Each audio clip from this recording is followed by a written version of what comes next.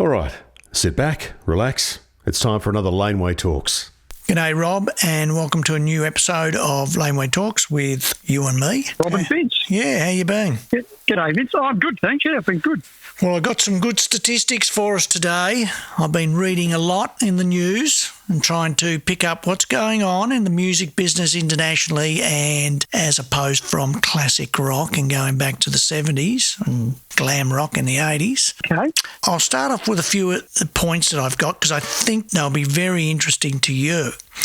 Although I did want to start on a light note and say, Light? Yeah, it's a light.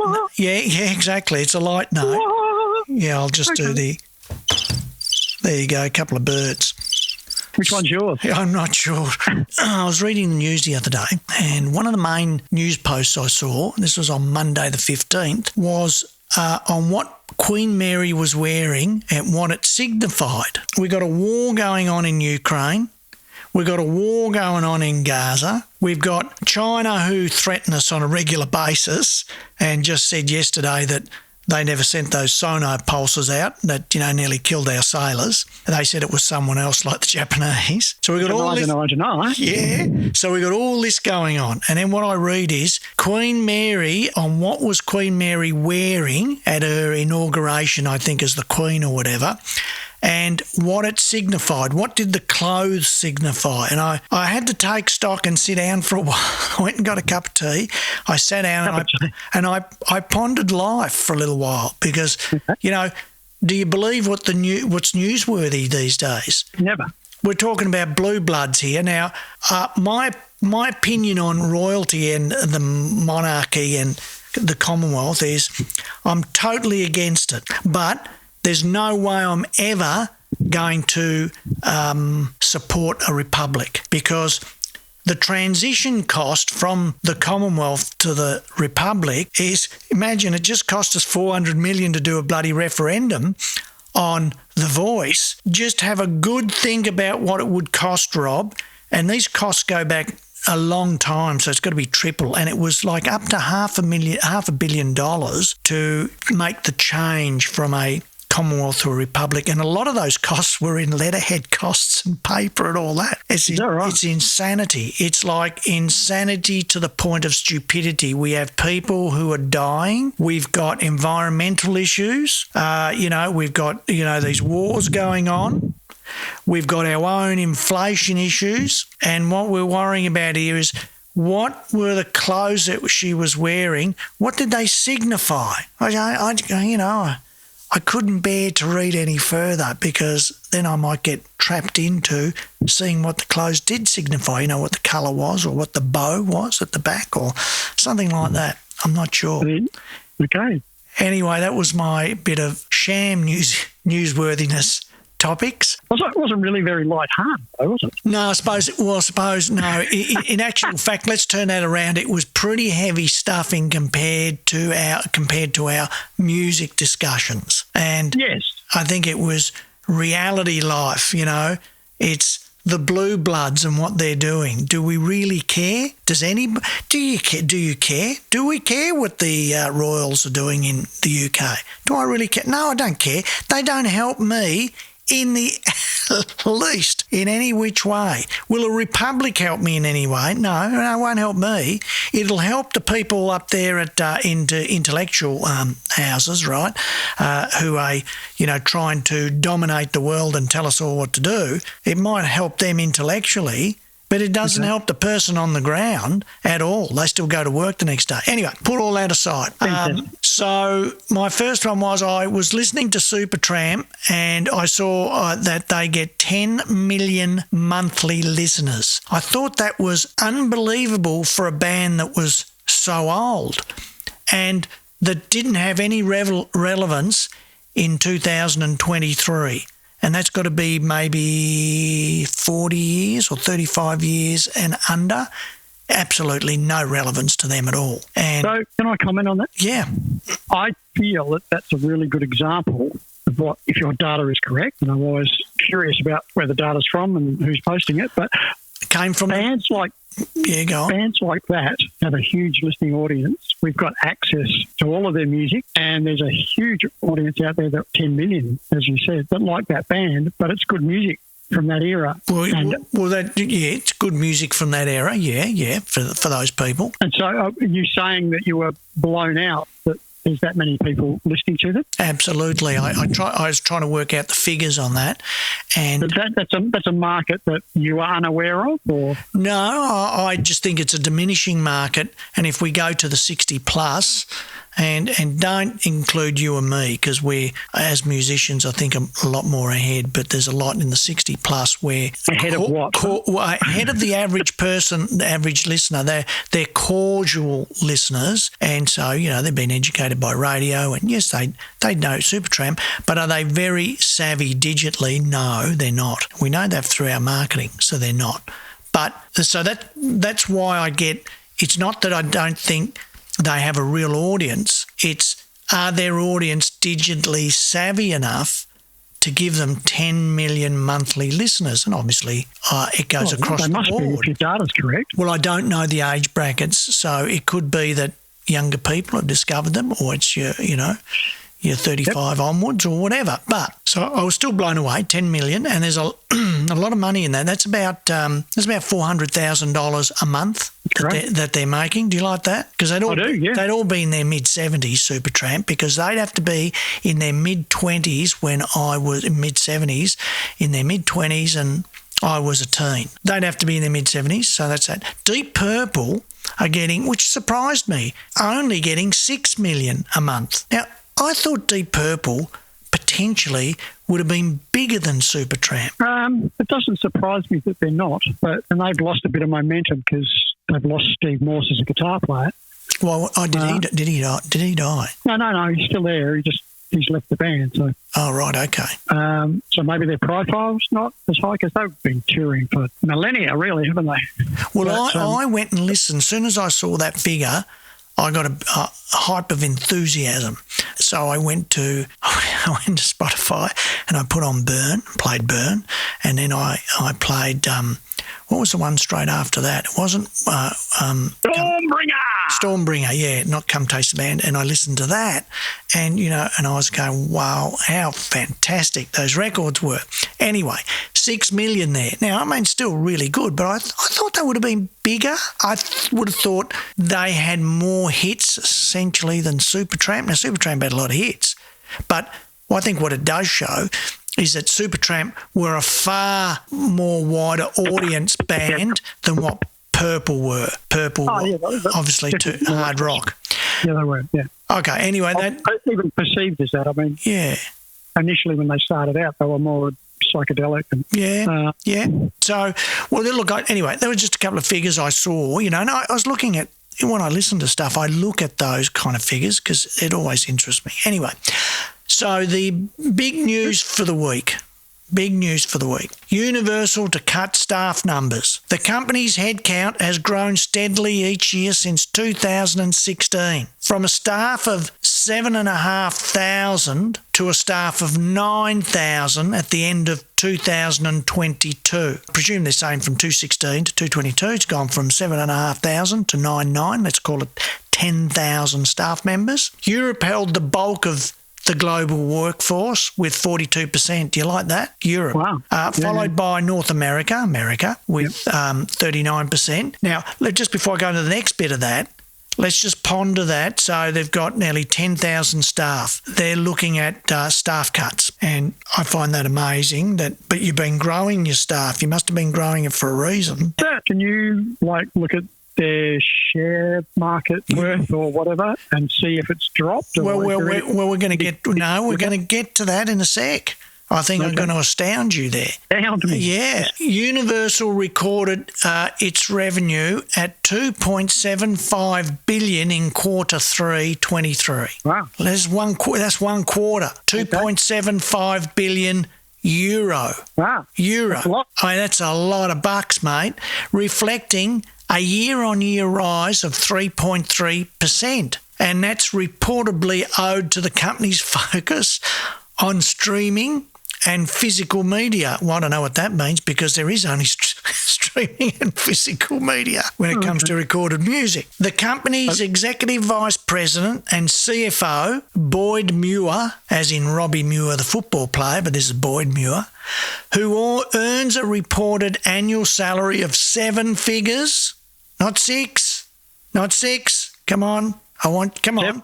Say something. Seven figures. Nothing surprises me. Confirmed last October that Universal would be cutting to grow in 24. Well, come on, listen to that. They would be cutting to grow in 224. I have to be sitting in the boardroom to understand the logic behind that, because it just baffles me, but maybe it's all due to automation. They don't have to do anything or pay anyone to get streams, do they? Well, remember we discussed this a couple of weeks back, and I was saying that the 4 major players were making more profit now than they'd ever made. It was a bonanza, the whole digital world. Of course, in 1998, it was doom and gloom, and what were we going to do, and how would we survive? And it was all copyrighted and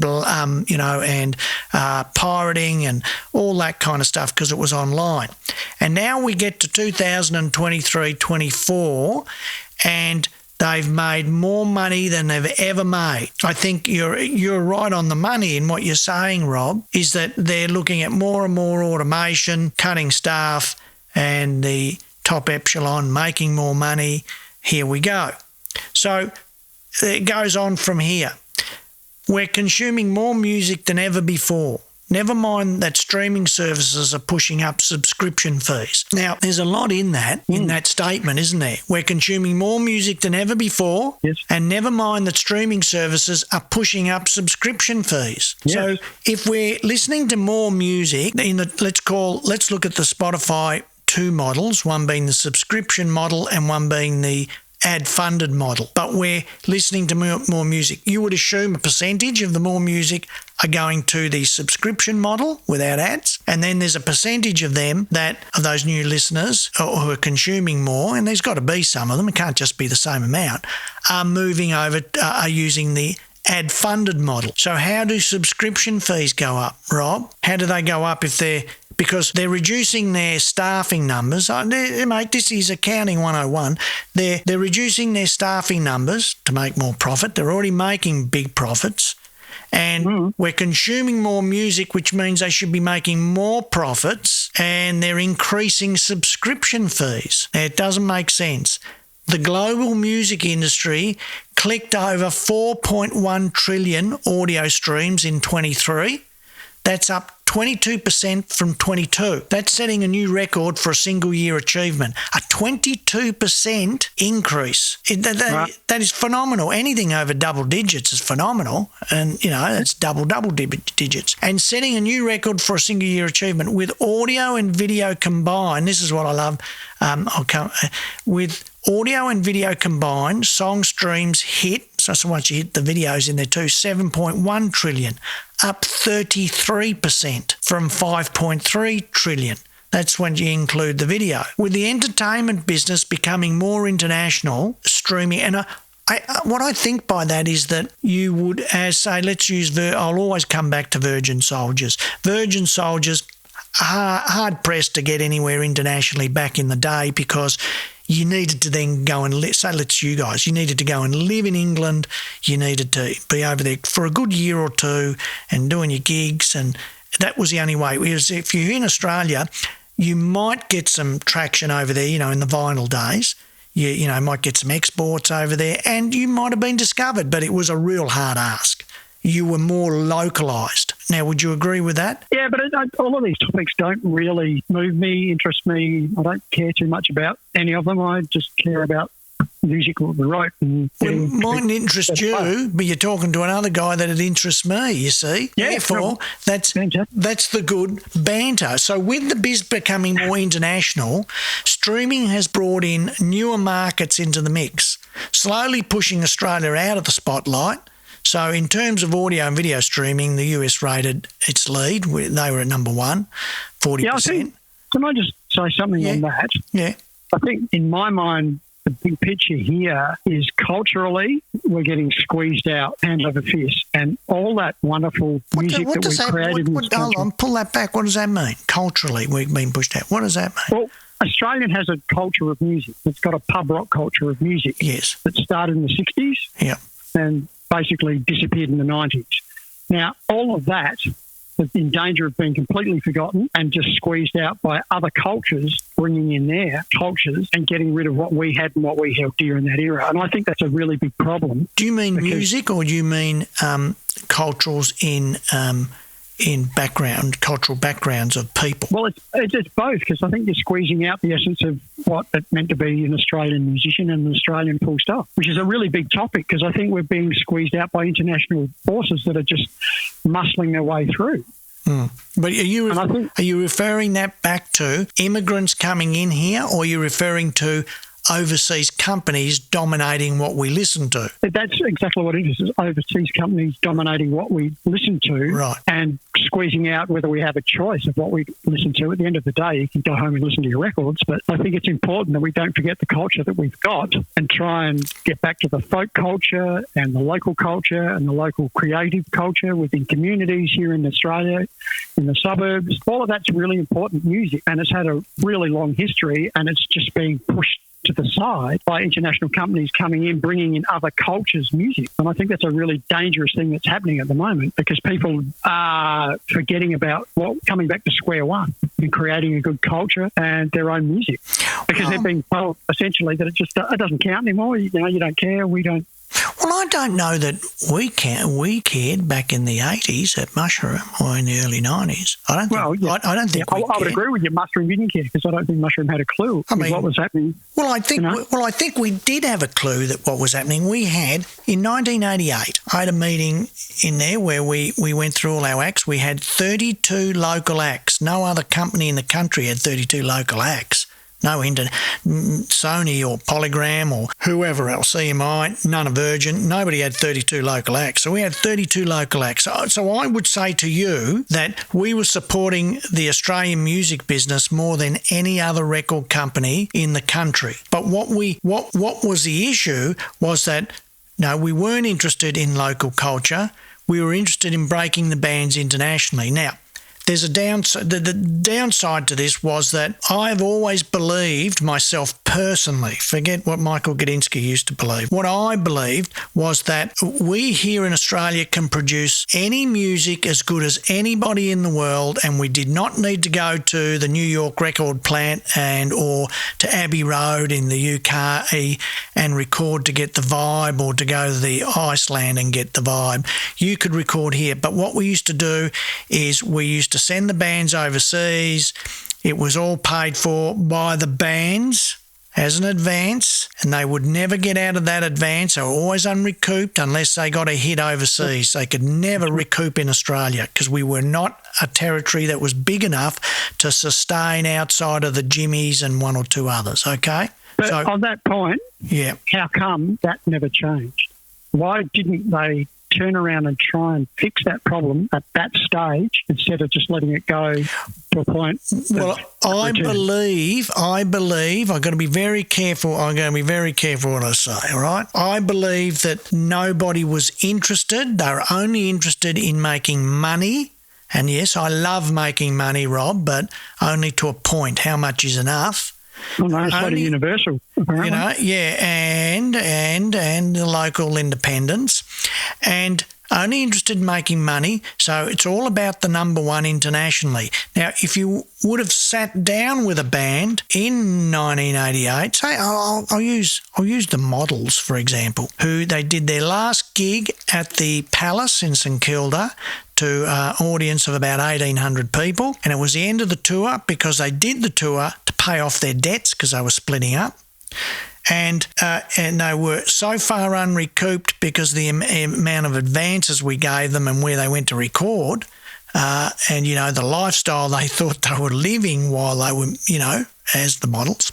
And this is the second half of the Models with James, not the first half. And so they were so far unrecouped. Now, if we had to sat down with the band and their management, and remember, management are to blame here a lot of the time too, because the management should be holding the record company accountable. If we had to sat down and gone, look, do you understand that if we're going to go and record at the record plant in New York, right, it's going to cost $200,000. We're going to spend $100,000 on hiring the studios. We've got your accommodation, your airfares, everything that goes with it. Then we've got the producer. Then we've got the engineer. Remember, we're paying big bucks for those, for engineers and the producers. And this is all, you're going to have to pay for it. It will all come as an advance to you, 100%. Whereas if you do it here in Melbourne and you go down to AAV, down in South Melbourne, the studios are just as good. Now, okay, if you want a particular producer, we'll fly him in, but that's going to still cost big bucks. But we could get some local producers. We had a lot, Nick Launay and the likes, and we can produce just as good material here. You'll probably spend $100,000 all up for everything.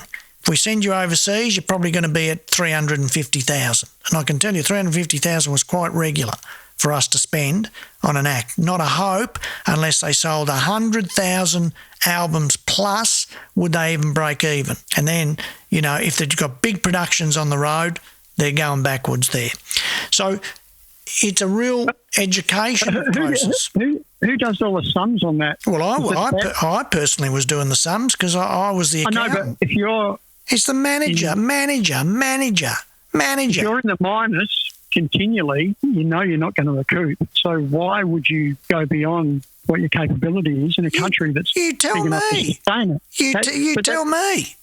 But I think that comes back to what we said a couple of episodes ago. It's about education and awareness of trying to take control of an industry that just is very uneducated and run by people that were just in it for the quick buck. Yeah. But now, you know, we've seen the end result, where as I said, we'll come back to our culture musically is diminishing because we didn't learn the lessons back then. So I think we're in a very important stage to actually resurrect that, because there's a lot of independent bands out there working and releasing material, but we need to be together collectively to try and stay stronger within what we're doing locally. Oh, look, everything you're saying is really nice in theory, Rob, but you're talking to me about this 30 years down the track and it still hasn't changed. But that's what I mean. It wasn't addressed 30 years ago. How do we address it? Well, you tell me. You did the PhD on it. You tell me, because I tell you, I don't have any answers, because they're all after the quick buck, as you said. They're all snorting cocaine at a rate of knots, and that hasn't changed in 50 years. Allegedly. So they're all on highs, you know, and then lows. And, you know, and I like the bit about, and a lot of them are uneducated. And I think that's true also. It was really true back then.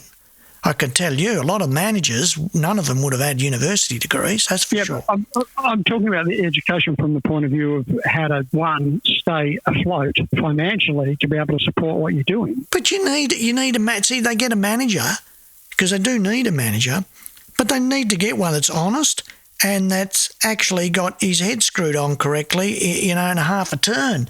And that, you know, he knows that, or she knows that you need to keep your head above water and you can't just advance big sums of money. I'll tell you another cracker. I was in at AAV, we were in there recording, I don't know, whoever it was, all right? I won't name the artist. It was a big number one artist. And, you know, everybody's having great time. The joints flying around and, you know, everything else, booze and everything else. And then they go, right, are we all hungry? And this is at like 1 o'clock in the morning. Yeah, we're all hungry.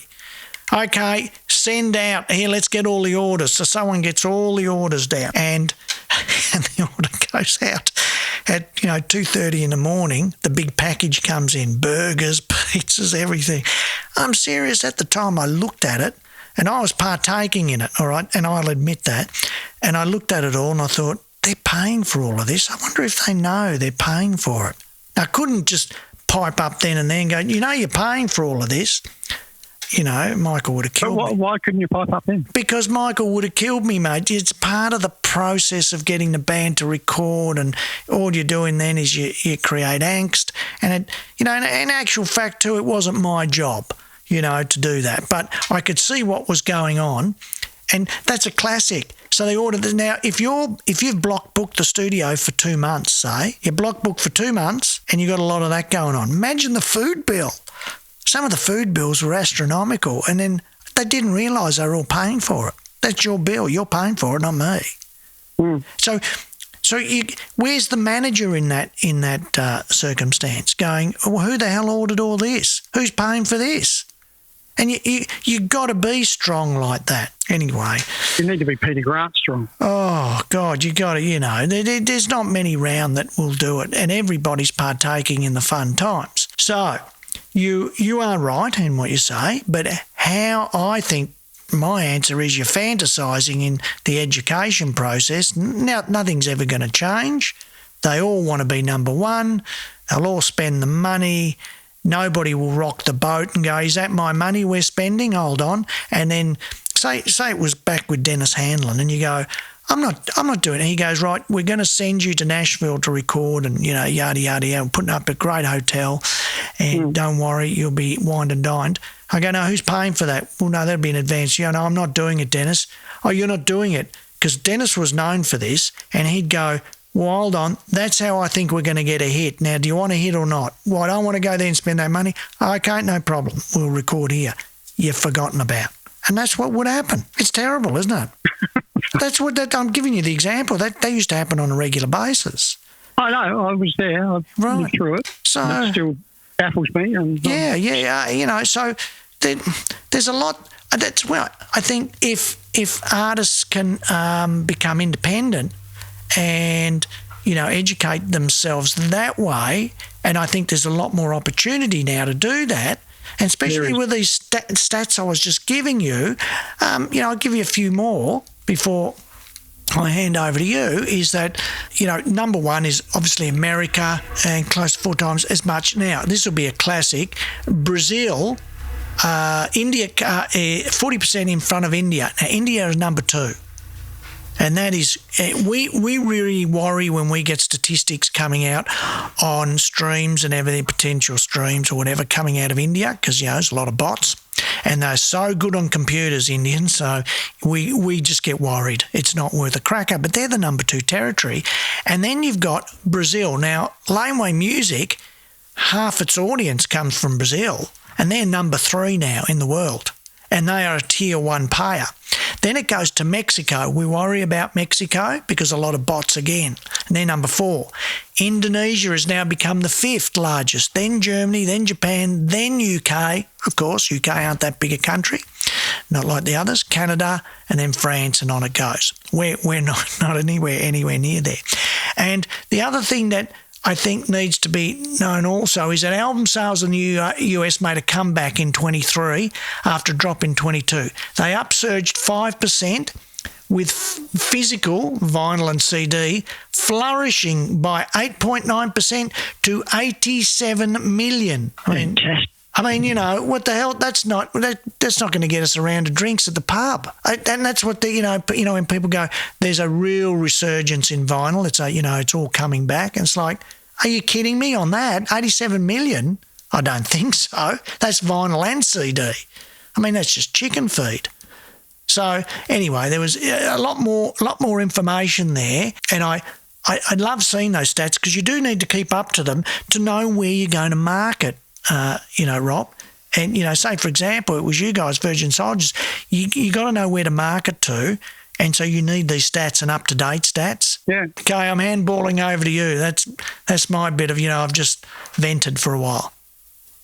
You've ventured, have you? Yeah, on the business.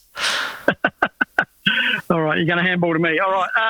I was at uni yesterday and having a chat with the head of the conservatorium and discussing certain issues regarding education with popular music, classical music and jazz, and looking at new ways to have instrumental lessons in popular music culture, because Australia's one of the places in Australia compared with the UK and the US that over there they have what's called instrumental private lessons at a tertiary level. We don't do that here, but we do it for classical and we do it for jazz students. And I was saying to the director of the uni. Hold on, stop there. So if I want to go and do a music degree and I want to, incorporate it with a physical instrument, I can't do it in rock music. Correct. Oh, mate, that's up the creek without a paddle. That's just bullshit. Correct. I totally agree with you. They can play their instrument, but they can't get taught how to play it at uni through private instruction. So it's always concerned me in the pop music course, and it's because they haven't got the budget to be able to do it.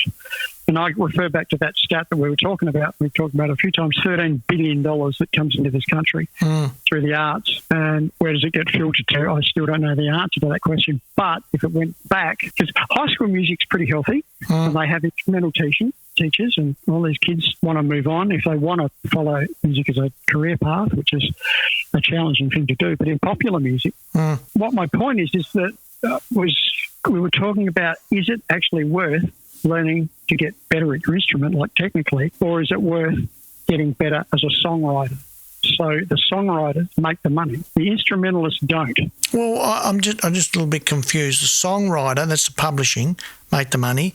The instrumentalist, is that the person who's actually recording That's it? the person that's actually playing the music, like the drummer, the guitarist, the keyboard player, the bass player.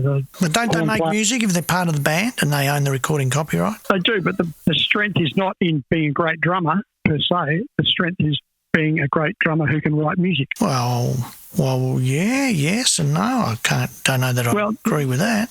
Who makes the money? The writers. Well, why couldn't I be in Korn as the drummer, and the whole band is participating in copyright revenue on an equal share basis, as a lot of good bands do, and recording always, but in publishing too. But if you didn't have that and you sold, you're getting 10 million streams like Supertramp each month, you're making plenty of money. Well, I'm just on that particular point, but I don't disagree with what you're talking about at university. I'm probably looking at it just a little bit differently and saying, where if I'm going to go to music and I want to do a music degree and I'm a drummer and you're going to teach, and I can only do jazz. Is that what you say, jazz or classical or whatever? Is that, could I do that in drums? Could I? You could. Well, you do percussion. Percussion. Classical. Right. Yep. So I couldn't do anything else. Couldn't do anything in rock or whatever.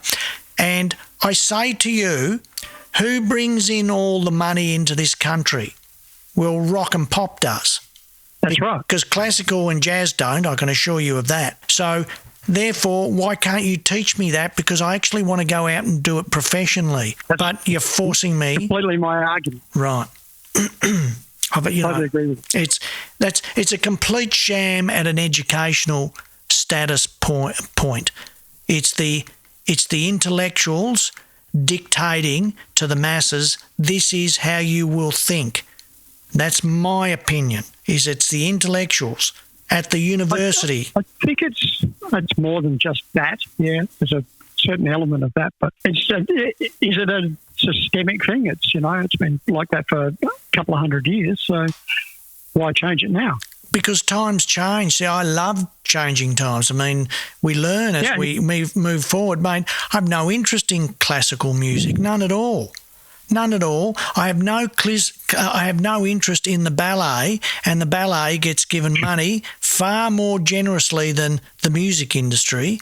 Again, we could look at the figures on that and probably astound you. I've been against it for the last 25, 30 years. Yeah. And they say, but ballet is it's a cultural thing, and it educates culturally, and it and on we go, and we'll do it like that, because that's all it means to me is burble, because I have no interest in ballet, and I have no interest in classical, but they get all the money.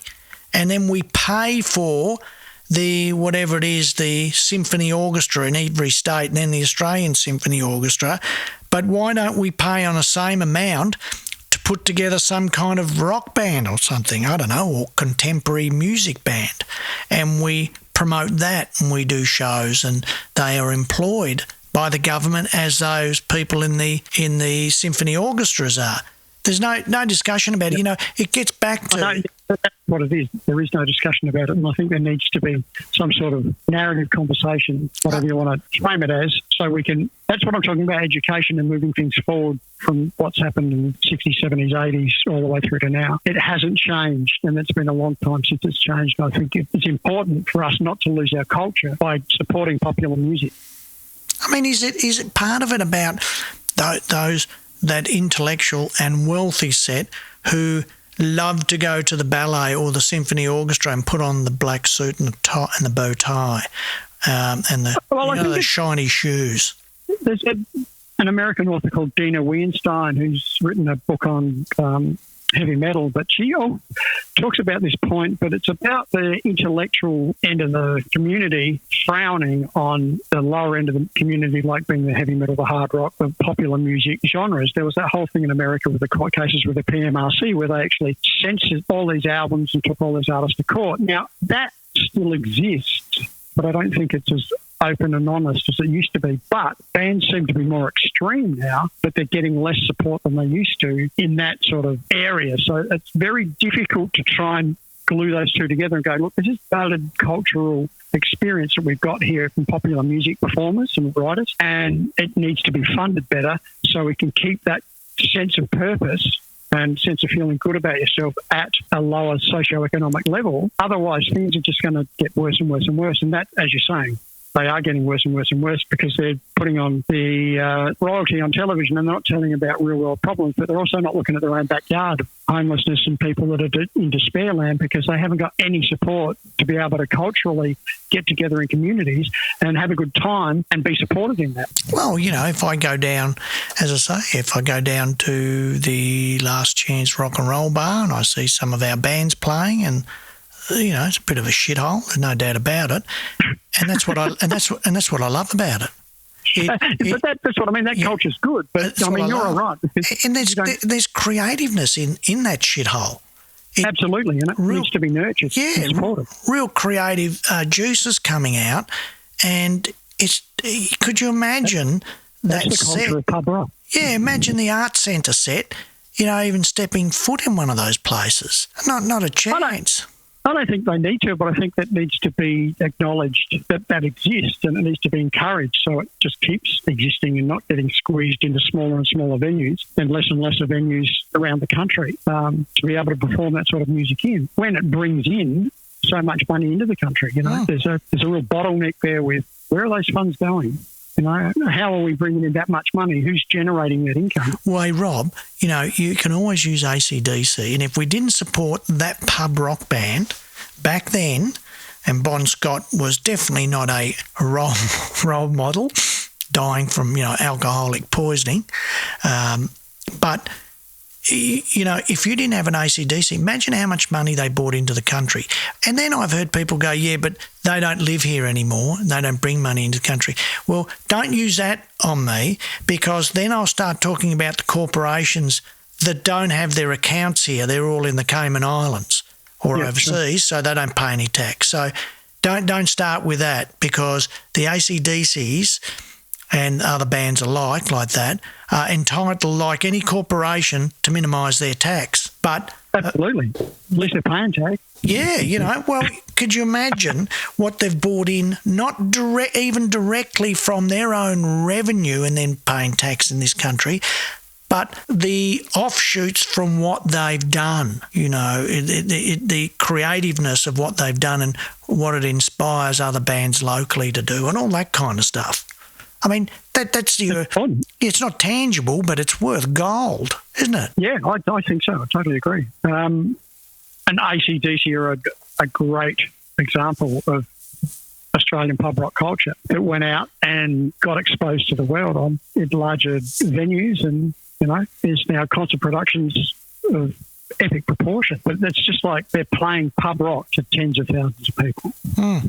Where was pub rock born? Arguably, it was in England, London, first, that's UK, true. and then it was not long after that it happened here because of the way the liquor licensing laws changed, and they needed musicians to entertain the drinkers, and then it all exploded from there through the late 60s, which we all sort of know a little bit about that history, but it's still a form of music that was culturally reflective of what was happening during the time, and it still is now.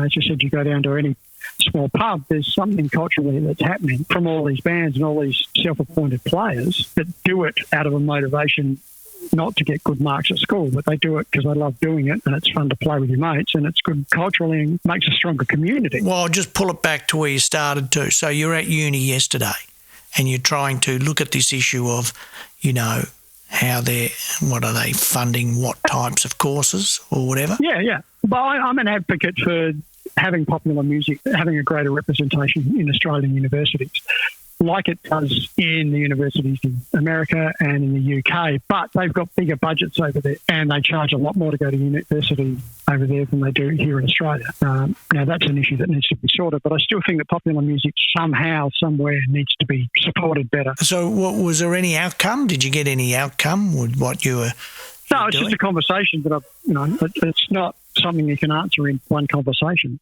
It's a whole steps in a process to be able to move that forward. But there's no one else banging on about it except myself in this town anyway. Well, I hope you get somewhere because it needs a good shake-up, and this business of, just classical and jazz and that's all that counts and that's what all the theory's about and that's how everything else adjourns from, I just don't agree with. But anyway, as you say, is it embedded in the education system, which is then the government system, which is then the bureaucracy, and then in the minds of the people that have the influence to change it where all the money resides? And therefore you've got to get to those people. Well, that may take a whole nother generation, but will that generation just turn into another generation of the same where it's I'm privileged to go to the symphony orchestra and I'll make sure we dress up and we have champagne when we get there? It's like, mate, I'd just love to have the Sex Pistols back. That's what I'd like. Anyway, so that was that. So what else? What else has been going? You were going to talk about look at part of your thesis and whatever, and what was happening. With my work and what my research is, it's about pub rock. The experience, the identity and culture of pub rock in Adelaide, South Australia during 62 through to 94. But the major part of what my work and research is about the education that we have, self-education, to be able to learn our instruments and come back to me, that's very important to be the best quality musician I can possibly be, which takes a lot of practice, to be the best songwriter I can be, which takes a lot of work, and collaboration with a lot of other people. And I cover all those elements in my thesis and I pull apart all the music that I've written and co-written over the years, but I do have a fundamental understanding of how to actually do that and how to transcribe, and I have an understanding of melody and harmony to a point to be able to demonstrate that at a higher level. So that's generally what my thesis is about, but the point each week that I'd like to talk about is, how much practice do our listeners do out there? Are we talking to musicians? Are we talking to fans? What's the percentage of, how do we get some feedback on that to know what topics to address each week as well? That's an interesting thing. I'll get feedback and text from people, which is great. And hello to everybody out there that's listening, which is wonderful. But we don't get enough listeners yet to be able to look at that. That's going to take a while to decipher. We just don't get enough listeners yet. But once we do, we need them to comment, and that's what we're not getting yet. But we'll just keep working away at it. So they can comment through Spotify? Well, they can definitely comment via YouTube. So we might push that out a bit, that YouTube allows them the ability to leave comments and whatever. Okay? Yep. And we should probably we'll discuss this separately and how we get people if they want to send private messages and whatever, but probably YouTube is going to be one of the best forms outside of anything else. It will be YouTube. And look, something else I just wanted to add too that has come up in all this research that came out this week is live music fans, and this relates to what you've been doing a lot. Live music fans are 170% more likely to attend a virtual concert than the average US music listener would go to a real show. So virtual shows are becoming extremely popular. And So we did one here 2 weeks ago, Eduardo Miller. I think we discussed it last week, Billy Miller's son, and that's now sitting at 88,000 views. So in 2 weeks, 88,000 views. It's going to definitely hit 100,000. We are going to do another one in 4 weeks' time, but what we do know, and what I think I said in the beginning too, was that when you do live shows on YouTube or Facebook, the floodgates are open by those two platforms to the audience that they push you to. And so it's very important for us to do that. It's very important for Laneway to go to our live shows locally and put the old phone up and film it live. But that point, 100... Now, where does all these stats come from? Well, I can get where they came from, but how reliable is that is another issue. You know, that truly is, and I think you were questioning it before, where's all this info come from? So there must be some truth, and I think it's true, is it 170% or is it another percentage, 170% more likely to attend, the music lovers, a virtual concert in the comfort of their own homes or on the train while they're going into the CBD, for example, or going home from work for an hour and a half on a train watching a live show. What do you think that, to me, that's a real change in how the business is turning for bands? Yeah, that certainly is a change. You've got to be realistic about what's happening out there, and half the time it's because why would that figure be able to be so high? Well, it's because if I go back to 1988 with the Virgin Soldiers. Well, all I could do is I had to first find out where the gig was and, look at the gig guide. And back then we used to look at the gig guide like it was the Age or the Herald Sun, and you'd go through every gig for the next 2 weeks and you'd pick out which shows you wanted to go to. So I had to find out where you were playing. That was a feat in itself. And then I had to get there, but that was how I was going to get to see Virgin Soldiers, because there was no other way I was ever going to get to see you guys. I could listen to you, but I couldn't see you. So now, if I'm in Ukraine and suddenly someone's mentioned the Virgin Soldiers and you go, yeah, and you've played it and you go, I really like that band, and somehow you can get to that person and say, we're doing a live show virtual, that's why it's increased, because we truly have gone international, yeah? Do you agree with me? I do. I mean, but I come from a completely different area than you do. But that doesn't make any difference. Just the facts are the facts, is that you can get more people to your shows, to the virtual show, than you can to your real show, because you can get them from all around the world. It doesn't preclude you from doing your real shows. It just means they're still pretty hard to get people to actually come there and whether it's paid or it's free, it's still hard to get people to get feet on the ground. It always has been. Hasn't been any different. But you can now co-depend on that with your virtual shows, which hopefully transposes to your local area, I suppose, to get people to your local shows, which then means if you can go international in the sense that you can go and tour in Europe, well, that gives you, we know what that does. So to me, these extra pipelines into your marketing on promoting the band are all there for us. But we go back to what we talked about last week. How could a band, this is a whole shows on this we could do, is how does a band start and get itself organised to be truly professional? I feel that if a band was to sit down in a very business-like manner, now, I know that's really hard because they're creative people, but there is some out there in a business-like manner and go, we all come together and we all share the same passion for the same genre, and we're really excited to get together and we're going to form a band. And now let's start to see how we're going to become a number one act and tour the world. And let's really sit down and plan this out. And it needs to be followed to the letter of the law. Now, that is a hard ask, Rob. What do you think? Well, yeah, I mean, you've got to kind of know your place as well, I think, in that, and not have any delusions of grandeur. And go through the process one step at a time. You know what we never want to hear? We never want to hear from anybody, I paid my dues. Don't swear on this show, so I can't use that word, but you know where they can go. I paid my dues. I'll burst out laughing every time I hear that. Who cares whether you paid your dues? It still comes down to delivering on all levels. Music, business, social media, marketing. Go on. Do you think I'm an idiot?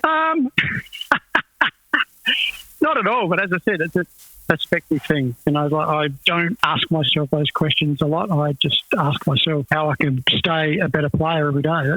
And keep working on what I'm doing and keep creating what I'm creating and keep collaborating and working with other musicians so I can actually have something to put out there.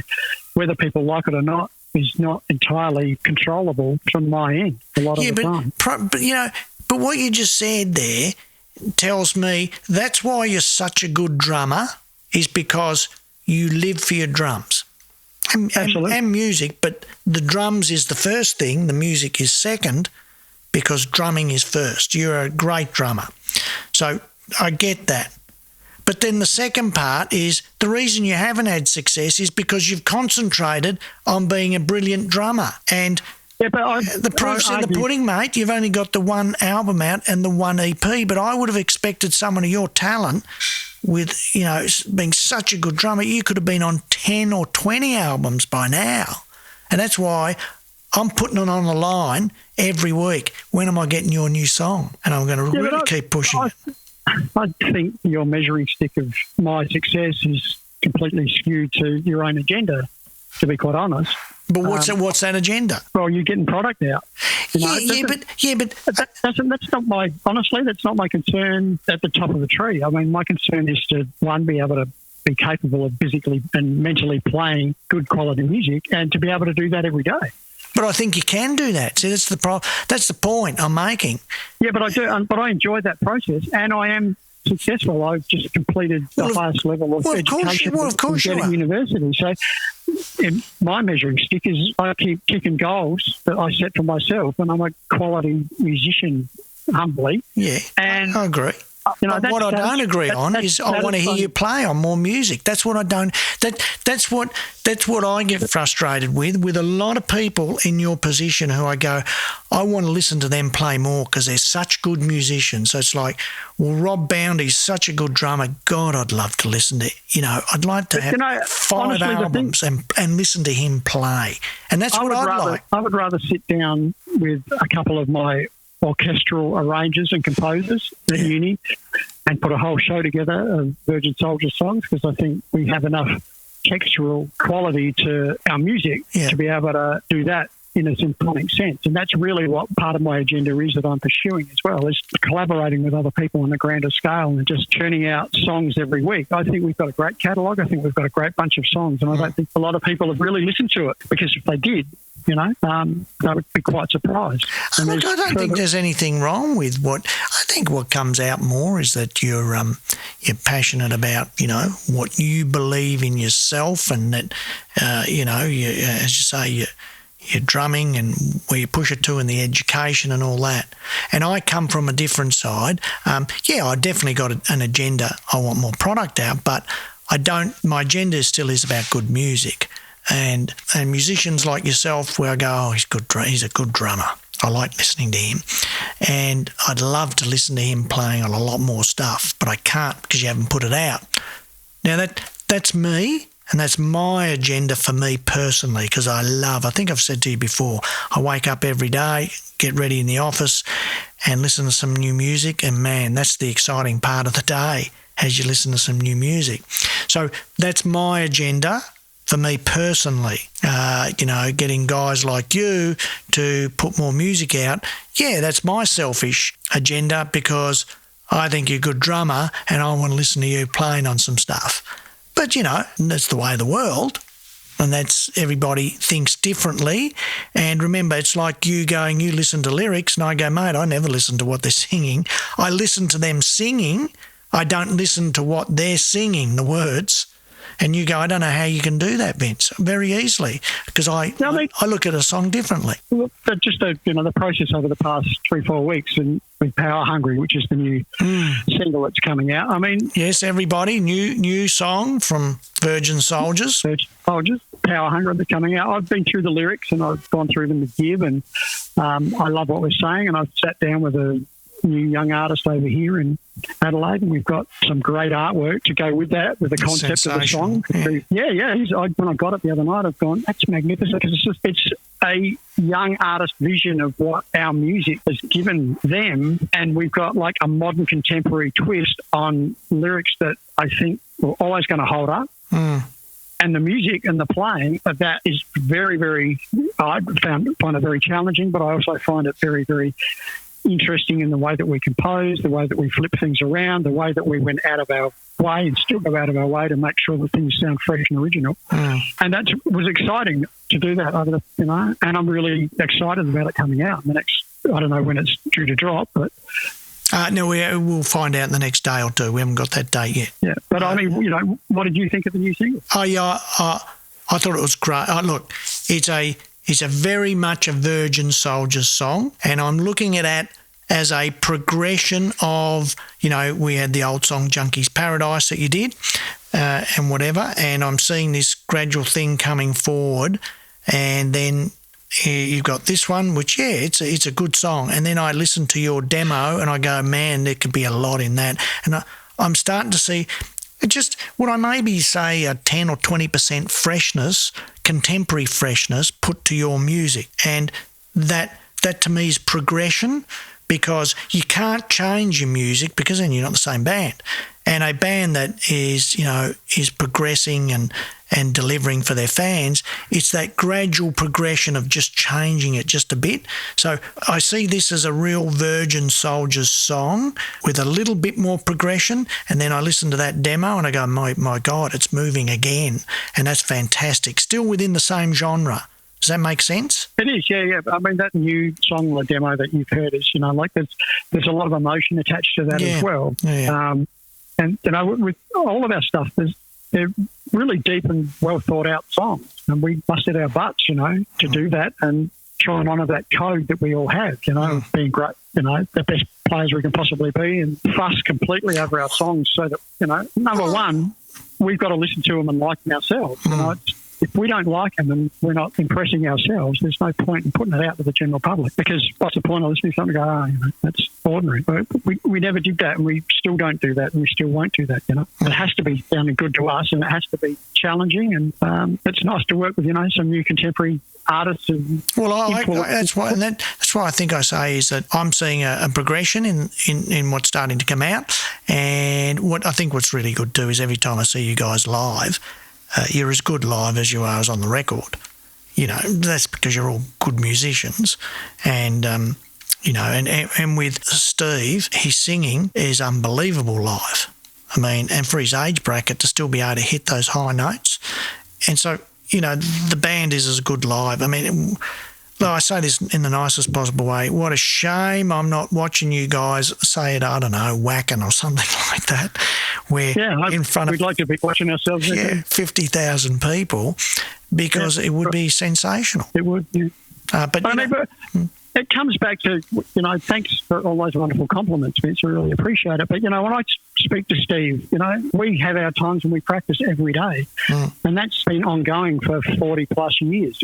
We work very hard every day at trying to be the best we can possibly be with the bodies and the minds that we've got left. Life's not getting any longer. It's kind of getting to the fast end for a lot of us. No doubt about it. We're still trying to maintain some quality. Oh, look, as I say, I can't wait to see you play again. Talk about live shows later, Maybe we got to do another Musicland show or something like that. I'm thinking March is, when I was talking to you, is what we're going to aim for. I think you need a bit longer. I think you need a few more new tracks, and it's there's. I want to get in a rehearsal room with the boys and make some music and get out and just. I don't care if we play a shithole. We just get out. We need to play live, and we need to have that, because that's the essence of what we do. It's live and it's real, and it's the combination of all of us in the same room at the same time. I really struggle with the whole concept of me recording here and then recording there and then putting it all together, because it just hasn't got the same vibe. It's never going to have the same vibe. It's never have. There's no doubt about that. It doesn't have the same vibe. In its circumstances, if you can get together, that's always the number one priority. But if you can't, just then get in the car and come on across to Melbourne to do it. Yeah. So, the other thing is to try and get a video together. Now, we'll talk about that separately. I'll talk to you about we've got to do something about a video. And, there's a lot of ways of doing this, and it doesn't cost anything. So anyway, we'll talk about that. Sure. All right, well, that's probably enough for today because we've gone over an hour. But Laneway Red's on its way. And when's that here? Look, hopefully mid to late February. We're right at the tail end, but I personally think it'll be more towards the end of Feb, so another 6 weeks away. And then we'll start with that process. All right, Rob, it's good talking to you, and we shall talk to you in about a week's time, okay? Sure. And I just want to say I have got a YouTube channel. It's Rob's Drum Shed. Yes, bring it up. Got lots of content on there. And I have a website, which is also called Rob's Drum Shed, which has got everything you need to know about becoming a good drummer. And everybody should be able to see that it is in the body of the podcast, and it has got links to Rob's sites and whatever. Yeah, there is one. One of those links isn't working, but we'll fix that in the next couple of days or so. All right. Okay, fantastic. Thanks, Rob. Great, Vince. Love talking to you, mate. Talk soon. Bye. Cheers, buddy. Bye-bye. Bye. And there it is, another Laneway Talks. If you enjoyed that, there's more. Just search Laneway Talks for more great conversations.